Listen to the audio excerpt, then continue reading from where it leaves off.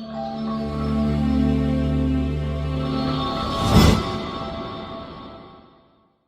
Everybody, आप सभी लोगों का फिर से एक बार स्वागत है एग्जैक्ट आईएएस के चैनल पे। प्रेसिपिटेशन टॉपिक हम लोग डिस्कस कर रहे हैं और एक वीडियो हम लोग इशू कर चुके हैं कि प्रेसिपिटेशन, जिसमें कि हम लोग प्रेसिपिटेशन के डेफिनेशन के बारे में जान चुके थे कि प्रेसिपिटेशन किसको कहते हैं और उसके फॉर्म के बारे में हम लोग डिस्कस कर चुके हैं। ठीक है, तो वो जो अगर आप लोग नहीं देखे हैं तो वो वाला वीडियो देख लीजिएगा। और अब ये दूसरा वीडियो है जिसको कि हम लोग टाइप्स ऑफ रेनफॉल के या टाइप्स ऑफ प्रेसिपिटेशन के नाम से जानते हैं। तो इसमें हम लोग टाइप्स ऑफ रेनफॉल देखेंगे कि रेनफॉल कितने तरह का होता है। ठीक है, और इस चीजों को यहाँ पे हम लोग समझने की कोशिश करेंगे। ठीक है, तो जैसा कि आपको दिख रहा है कि रेनफॉल यूजुअली 3 तरह का होता है। एक जिसको कहते हैं कन्वेक्शनल रेनफॉल, दूसरा जिसको कहते हैं ओरोग्राफिक रेनफॉल और तीसरा जिसको कहते हैं साइक्लोनिक रेनफॉल। तो यूजुअली तीनों रेनफॉल के बारे में हम लोग वन बाय वन करके जानेंगे कि कन्वेक्शनल रेनफॉल के पीछे का मैकेनिज्म क्या है, किस तरह से कन्वेक्शनल रेनफॉल होता है, वो यूजुअली कहाँ पे होगा, किस टाइम में होगा, और उस तरह के रेनफॉल का सॉइल पे क्या इम्पैक्ट पड़ेगा, एग्रीकल्चर पे क्या इम्पैक्ट पड़ेगा, ये सब तरह की चीजों का। ओरोग्राफिक रेनफॉल भी हम लोग जानेंगे, साइक्लोनिक रेनफॉल भी जानेंगे। हालांकि साइक्लोनिक रेनफॉल को हम लोग यहाँ पे डिटेल में डिस्कस नहीं करेंगे, बिकॉज साइक्लोनिक रेनफॉल हम लोग साइक्लोन वाले चैप्टर में बढ़िया से डिस्कस करेंगे, जो प्रेसिपिटेशन के जस्ट बाद आएगा ये वीडियो साइक्लोन से संबंधित। ठीक है, तो शुरू करते हैं वन बाय वन करके। ठीक है, सबसे पहला वीडियो जो है हम लोगों के सामने, सबसे पहला जो हम लोग टाइप्स ऑफ रेनफॉल देखेंगे दैट इज कन्वेक्शनल रेनफॉल। तो जैसा कि हम आप सभी लोगों को बताए कि अगर हम लोग रेनफॉल की बात करते हैं, इसमें 3 तरह का है, जिसमें सबसे पहले हम लोग रेनफॉल जो पढ़ने वाले हैं उसको कहते हैं कन्वेक्शनल रेनफॉल।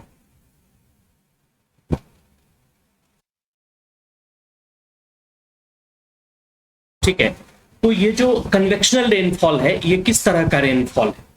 कन्वेक्शनल रेनफॉल अर्थ के कन्वेक्शन के कारण जो जनरेट होता है, कन्वेक्शन के कारण मतलब कन्वेक्शनल करंट के कारण, और ये usually thermal heating thermally generated होता है। जैसे कि मान लीजिए कि अर्थ का सरफेस कहीं पे काफी वार्म हो जाता है। मान लीजिए कि अर्थ का ये सरफेस है,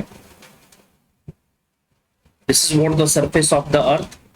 if the surface of the earth is intensely heated due to the insolation, ठीक है, और due to the vertical ray of the sun, अगर यहाँ पे सन का रे वर्टिकल आता है और सन का रे वर्टिकल आने के कारण, या अगर यहाँ पे अर्थ का जो सरफेस है ये काफी वार्म हो जाता है, तो जैसे अर्थ के सरफेस ये वार्म हो जाएगा, सपोज करिए सरफेस ऑफ द अर्थ है, इट इज इंटेंसली हीटेड। ठीक है, ठीक है, ये काफी गर्म हो गया।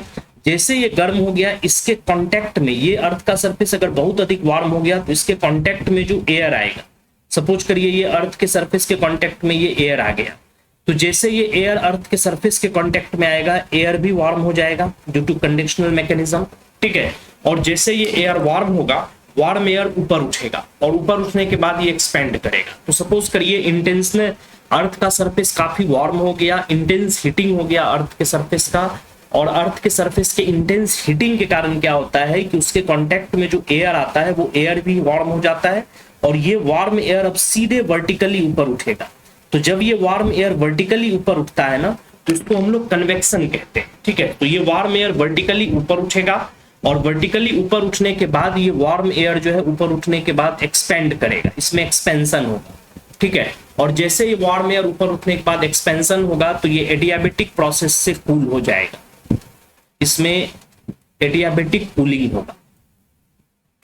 ठीक है, और इसका टेम्परेचर गिर जाएगा। अब ये अगर ये वार्म एयर मॉइस्ट है, यानी कि अगर इस एयर में मॉइस्चर का कंटेंट बहुत अधिक है, if the moisture content is very high in this air, तो जैसे ये एयर वार्म होके ऊपर उठेगा, ऊपर उठने के बाद ये एक्सपेंड करेगा, और एक्सपेंशन के बाद इसका टेम्परेचर नीचे गिरेगा, और टेम्परेचर नीचे गिरने के बाद क्या होता है कि इसमें क्लाउड का फॉर्मेशन होने लगता है। क्योंकि इसमें ऑलरेडी वाटर वेपर काफी अधिक है, इस एयर में मॉइस्चर काफी अधिक है, तो चूंकि इस एयर में मॉइस्चर काफी अधिक है, तो ये एयर अब कंडेंसेशन के बाद क्या होता है कि वाटर वेपर जो है इसमें कंडेंस्ड होने लगता है, और इसमें आपको रेनफॉल होने का पॉसिबिलिटी बढ़ जाता है। और क्लाउड बनने के बाद ये एयर जो है ऊपर उठने के बाद, अगर एक सर्टेन हाइट पे ये ऊपर उठ गया है, जहां पे इसमें भी ये क्यूमुलोनिम्बस क्लाउड फॉर्म कर गया, तो अगर इसमें क्यूमुलोनिम्बस क्लाउड फॉर्म कर गया तो इससे रेनफॉल होना शुरू हो जाएगा।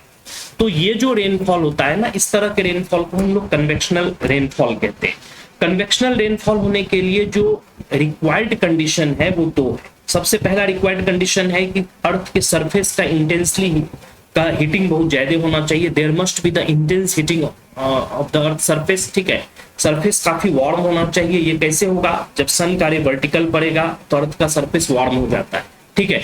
दूसरा, एयर में मॉइस्चर कंटेंट काफी अधिक होना चाहिए, क्योंकि अगर एयर में मॉइस्चर कंटेंट अधिक है ही नहीं तो ये वार्म एयर अगर ऊपर भी उठेगा ना तो कम मॉइस्चर होने के कारण ये रेनफॉल नहीं क्रिएट करा सकता है। इसीलिए there must be having the sufficient amount of moisture as well as there must be having the intense heating of the ground surface. अगर ये दो चीज हुआ तो अर्थ का सरफेस जैसे वार्म होगा उसके कांटेक्ट में एयर आएगा, एयर के कांटेक्ट में आने के कारण ये एयर भी वार्म होगा और ये वार्म एयर ऊपर उठेगा। तो जैसे ये वार्म एयर ऊपर उठते रहता है ना, तो हीटिंग के कारण जब वार्म एयर ऊपर उठे तो इस तरह के प्रोसेस को हम लोग कन्वेक्शन कहते हैं। ठीक है, आप लोग पढ़े होंगे हीट में कन्वेक्शनल मैकेनिज्म है, कंडक्शन है। ठीक है, तो ये सब तरह का जो है हीट को ट्रांसफर किया जाता है एक जगह से दूसरे जगह तक। तो ये जो आपको वार्म एयर यहाँ से ऊपर उठता हुआ दिख रहा है ना, इसको हम लोग कन्वेक्शन कहते हैं। तो कन्वेक्शन, ये जो क्लाउड फॉर्म किया, ये क्लाउड किस कारण से फॉर्म? ये क्लाउड फॉर्म किया कन्वेक्शनल मैकेनिज्म के कारण। जब ये एयर वार्म हुआ तो कन्वेक्शन के कारण ये ऊपर उठा, और कन्वेक्शन के कारण ऊपर उठने के कारण ऊपर में जाने के बाद ये एक्सपेंड कर गया, और एक्सपेंशन के बाद जो है इसका वॉल्यूम बढ़ गया, और जैसे इसका वॉल्यूम बढ़ेगा तो इसका टेम्परेचर घट जाएगा, जिसको एडियाबेटिक कूलिंग भी कहेंगे। अगर आपको एडियाबेटिक और डायबिटिक प्रोसेस ऑफ कूलिंग नहीं पता है तो हम लोगों का ये वीडियो देख लीजिए, क्लाउड वाले चैप्टर जो हम लोग बनाए हैं क्लाउड का वीडियो, उसमें एडियाबेटिक और डायबिटिक प्रोसेस ऑफ कूलिंग को समझाए हो। तो वहां पे हम लोग एडियाबेटिक और डायबिटिक प्रोसेस आप चाहे तो जाके देख के समझ सकते हैं और बढ़िया से। ठीक है, तो हम लोग चलते हैं इसके बारे में और बढ़िया से जानते हैं। तो जो कन्वेक्शनल रेनफॉल है इसके बारे में लिखे हैं कि for convectional type of rainfall two conditions are required. First, intense heating of ground, सही है, और दूसरा abundant supply of moisture, means there must be having the sufficient amount of moisture। अगर moisture content कम है तो क्लाउड फॉर्म करेगा ही नहीं। ठीक है, such type of rainfall occurs due to the convective movement of air। Air के convective movement के कारण इस तरह का रेनफॉल होता है। अब हम लोग कन्वेक्शनल टाइप ऑफ रेनफॉल के फीचर्स के बारे में जानते हैं। Features of convectional rainfall. देखिए, आप कन्वेक्शनल रेनफॉल का एक चीज तो समझ गए कि कन्वेक्शनल रेनफॉल जो है ये कैसे होगा। जब तक एयर को काफी वार्म नहीं करेंगे तब तक कन्वेक्शनल रेनफॉल नहीं हो सकता है। इसीलिए कन्वेक्शनल रेनफॉल होने के लिए एयर का स्ट्रांगली हीटेड, एयर का हीटिंग होना काफी जो है वो रिक्वायर्ड है, काफी महत्वपूर्ण कंडीशन है। ठीक है, तो ऑब्वियस बात है एयर का जो इतना हीटिंग होगा ये उसी एरिया में होगा जहां पे कि सोलर रेडिएशन काफी सफिशिएंट अमाउंट में आता है। और मोस्टली जो कन्वेक्शनल रेनफॉल होता है वो दोपहर को होता है। क्यों होता है दोपहर को? क्योंकि जैसा आप सभी लोगों को पता है कि अर्थ का अगर ये सरफेस है तो मॉर्निंग में तो एक तो सन का रे स्लैंटिंग होता है किसी भी एरिया में, मॉर्निंग में सन का रे स्लैंटिंग होगा। जैसे जैसे दोपहर होगा ना, मान लीजिए सन यहाँ पे, ठीक है, तो मॉर्निंग में सन का रे स्लैंटिंग होता है। ठीक, अगर ये मान लीजिए अर्थ का सरफेस और ये आपका ईस्ट है, ये वेस्ट है, तो मॉर्निंग में सन ईस्ट की ओर रहता है, सन ईस्ट की ओर, ये सपोज करिए ये प्लेस है, तो मॉर्निंग में यहाँ पे आप देख रहे हैं कि सन का स्लैंटिंग रे आ रहा है। तो चूंकि सन का रे स्लैंटिंग है तो ऑब्वियस बात है मॉर्निंग के टाइम में जो इंसोलेशन होगा ये कम होगा। ठीक है, क्योंकि आप लोग ये पढ़े होंगे दोपहर में सन का रे वर्टिकल हो जाता है, सन यहां आ जाता है। तो दोपहर में अगर सन का रे वर्टिकल हो गया तो ऑब्वियस बात है कि दोपहर में सन का रे वर्टिकल होने के कारण दोपहर में इंसोलेशन मैक्सिमम हो जाता है। ठीक है, इवनिंग में फिर सन यहां चला आया और इवनिंग में फिर सन का रे स्लैंटिंग हो गया।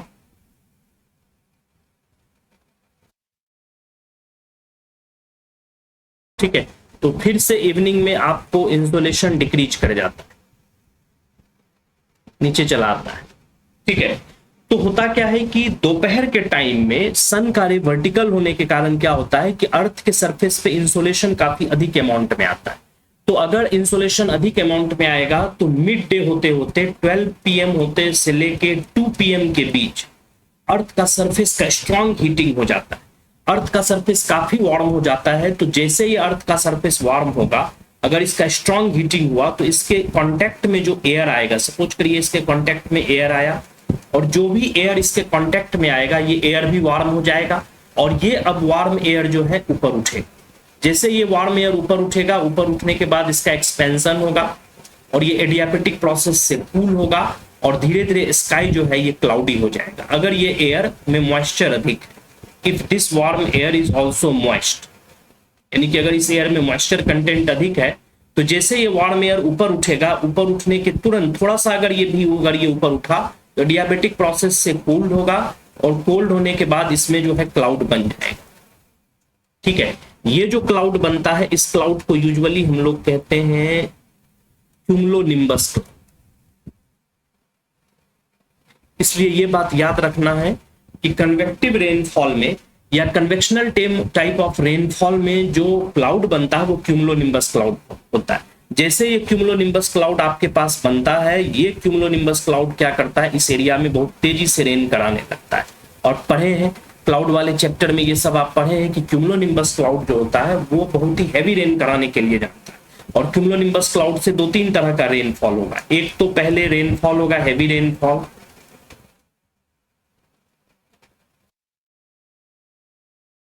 दूसरा इस रेनफॉल में शॉर्ट ड्यूरेशन रेनफॉल होगा,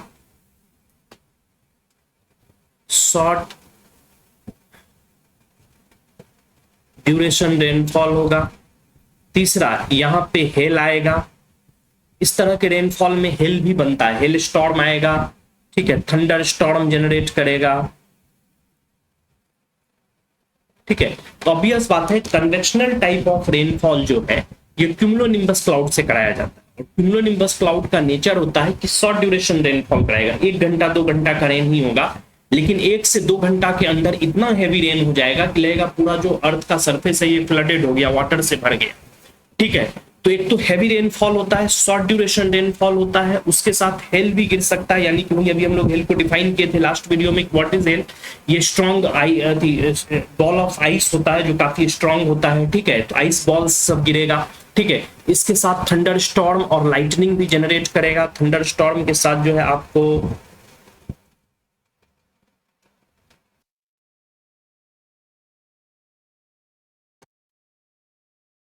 लाइटनिंग भी जनरेट करेगा। ठीक है, तो कन्वेक्शनल टाइप ऑफ रेनफॉल के बारे में क्या सब फीचर देखे। सबसे पहले ये रेनफॉल दोपहर के समय होगा, क्योंकि 12 से 2 PM वगैरह के बीच क्या होता है कि अर्थ का सरफेस का स्ट्रॉन्ग हीटिंग होता है। स्ट्रॉन्ग हीटिंग होने के कारण क्या होता है कि वार्म और मॉइस्ट एयर ऊपर उठता है, इसीलिए इसको मिड 2 PM रेन भी कहा जाता है। Convectional rainfall is sometime also known as 2 PM rainfall, इसको दोपहर का वर्षा भी कहते हैं। 2 PM रेनफॉल मतलब कि अक्सर 2 PM से 3 PM वगैरह के बीच में देखिएगा कि स्काई क्लाउडी हो गया, और ये क्लाउडी स्काई के बाद 1 से 1.5 घंटा तक, यानी 1 and 1.5 आवर या 2 आवर्स के बीच ये हैवी रेनफॉल कराएगा, और 1-2 घंटा के बाद स्काई फिर से पूरी तरह से क्लियर हो जाएगा। क्योंकि ये सारा का सारा क्लाउड खत्म हो गया रेनफॉल कराने के बाद, स्काई फिर से पहले जैसा क्लियर हो जाएगा और सनलाइट अर्थ के सरफेस पे फिर से आने लगेगा। ठीक है, तो अक्सर कन्वेक्शनल रेनफॉल जो होता है ये एसोसिएटेड होता है हैवी रेनफॉल से, शॉर्ट ड्यूरेशन रेनफॉल से, हेल और थंडर स्टॉर्म, लाइटनिंग, ये सब तरह का चीज इससे जनरेट होता है। और ये मोस्ट ऑफ द टाइम दोपहर को ही बरसेगा, यूजुअली 2 से 3 बजे के बीच बरसता है। ठीक है, तो आप अगर कन्वेक्शनल रेनफॉल के बारे में और भी चीजों के बारे में जानना चाहते हैं तो यू विल फाइंड कि कन्वेक्शनल रेनफॉल जो है, इसको लेके एक चीज और हम समझाते कि कन्वेक्शनल रेनफॉल इक्वेटोरियल रीजन में,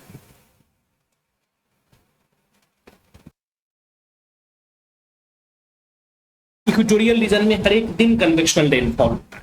क्यों? ऑलमोस्ट माने हर एक दिन तो हम नहीं कह सकते हैं, लेकिन ये मानिए कि अगर 365 डेज है यूजुअली ईयर में, तो लगभग 280 और 285 डेज ऐसा होता है जब आपको कन्वेक्शनल रेनफॉल इक्वेटोरियल रीजन में होता है। क्यों? क्योंकि अगर ये अर्थ का इक्वेटर है, और आप सभी लोगों को पता है कि इक्वेटर पे क्या होता है, अर्थ का जो सन का जो रे होता है ये परपेंडिकुलर आता है। इक्वेटर पे जब सन का रे परपेंडिकुलर आता है तो इक्वेटर के एरिया में आप अगर आप ग्लोब देखिएगा तो you will see that entire equatorial region जो है इसमें मोस्टली ओशन है। तो अगर इसमें ओशन का क्वांटिटी अधिक है, तो आप ओशन का जो है एरिया अधिक है, और साथ ही साथ यहाँ पे सन का रे परपेंडिकुलर आया है, तो इक्वेटोरियल रीजन जो है दोपहर 2 बजे होते होते तक काफी वार्म हो जाता है। और वार्म और मॉइस्ट एयर, चूंकि सी है तो एयर में मॉइस्चर भी अधिक होगा, तो 2 बजते बजते तक वार्म एंड मॉइस्ट एयर ऊपर उठने लगता है, 3 बजते बजते तक पूरा स्काई क्लाउडी हो जाता है, स्काई पे क्यूमुलोनिम्बस क्लाउड लग जाता है, और 3 से 4 के बीच वहां पे हैवी रेन होगा, और 4 बजे के बाद फिर से स्काई क्लियर हो जाएगा।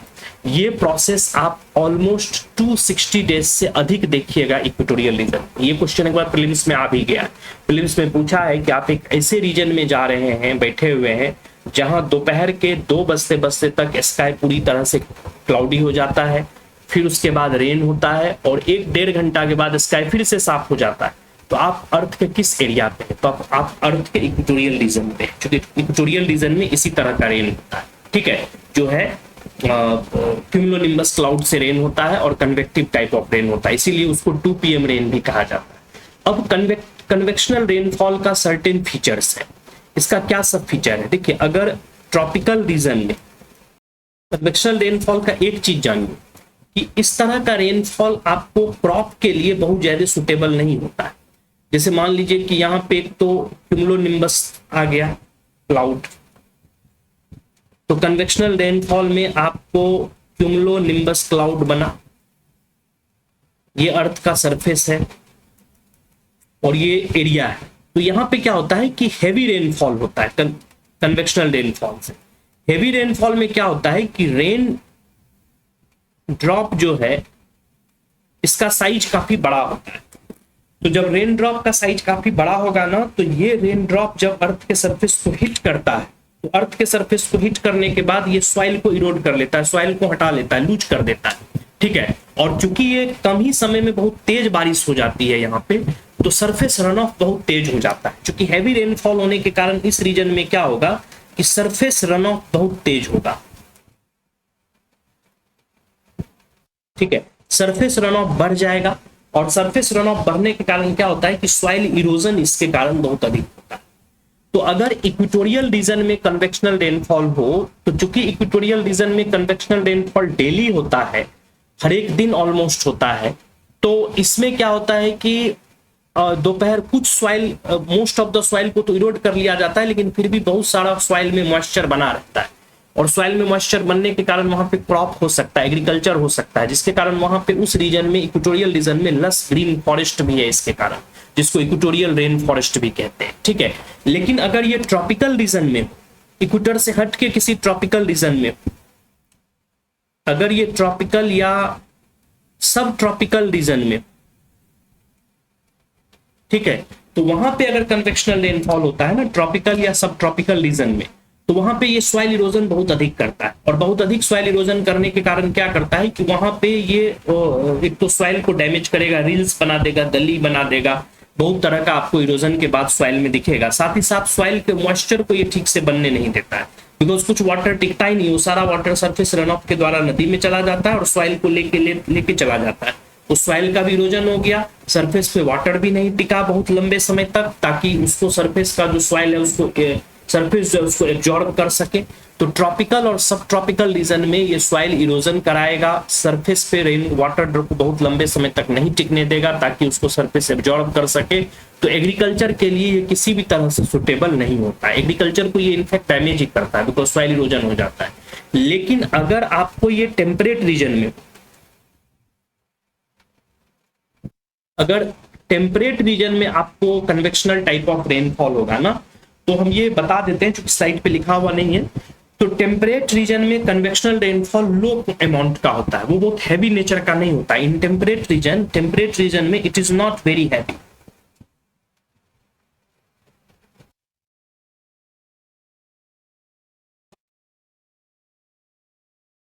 टेम्परेट रीजन में ये बहुत अधिक हैवी नहीं होता है, बहुत हैवी रेनफॉल वहां नहीं होता है। चूंकि टेम्परेट रीजन में कन्वेक्शनल रेनफॉल हैवी नेचर का नहीं होता है, ठीक है, तो इस जगह वहां पे क्या होता है कि सॉइल का जो इरोजन होता है वो नहीं हो पाता है, और सॉइल का इरोजन नहीं होता है तो वहां पे सॉइल जो है मॉइस्चर को एब्जॉर्ब भी करता है, सॉइल का प्रिजर्वेशन भी हो जाता है, सॉइल इरोजन भी कम होता है। तो टेम्परेट रीजन में कन्वेक्शनल टाइप ऑफ रेनफॉल जो है वो एग्रीकल्चर के लिए काफी सुटेबल है। तो याद रखिएगा, ट्रॉपिकल और सब ट्रॉपिकल रीजन में convectional type of rainfall agriculture के लिए सुटेबल नहीं है। टेम्परेट रीजन में convectional type of rainfall agriculture के लिए सुटेबल है, बिकॉज टेम्परेट रीजन में सॉइल इरोजन बहुत अधिक नहीं कर पाता है, क्योंकि in temperate region convectional type of rainfall is not very heavy, बहुत हाई अमाउंट में रेनफॉल नहीं होता है। तो चूंकि वहां हाई अमाउंट में रेनफॉल नहीं होता है तो सरफेस पे रन ऑफ भी कम हो जाता है और सॉइल का इरोजन भी कम हो जाता है, और वाटर जो है वो सरफेस पे टिकता है तो सॉइल उसको एब्जॉर्ब भी कर लेता है। तो टेम्परेट रीजन में ये एग्रीकल्चर के लिए सुटेबल है, ट्रॉपिकल और सब ट्रॉपिकल रीजन में ये एग्रीकल्चर के लिए सुटेबल नहीं है। इक्वेटोरियल रीजन में चूंकि ये डेली होता है तो डेली होने के कारण ये सॉइल के मॉइस्चर को बना के रखता है और उस वहां पे आपको लस ग्रीन फॉरेस्ट भी बनता है, थोड़ा एग्रीकल्चर के लिए भी सुटेबल है। ठीक है, तो ये इसका फीचर्स हुआ, और ये अक्सर दोपहर को बरसता है इसीलिए इसको 2 PM रेन कहते हैं, और ये क्यूमुलोनिम्बस क्लाउड से रेन कराता है जिसके कारण कि इसमें थंडर स्टॉर्म, लाइटनिंग ये सब भी जनरेट कर सकता है। ठीक है, तो ये जो है आपको इस तरह के जो फीचर्स हम लोग अभी पढ़े, such type of thing is known as convectional type of rainfall. ठीक है, अब हम लोग दूसरे टाइप ऑफ रेनफॉल को पढ़ेंगे, and this second type of rainfall is actually known as orographic type of rainfall. ये जो दूसरा रेनफॉल हम लोग पढ़ने वाले हैं इसको ओरोग्राफिक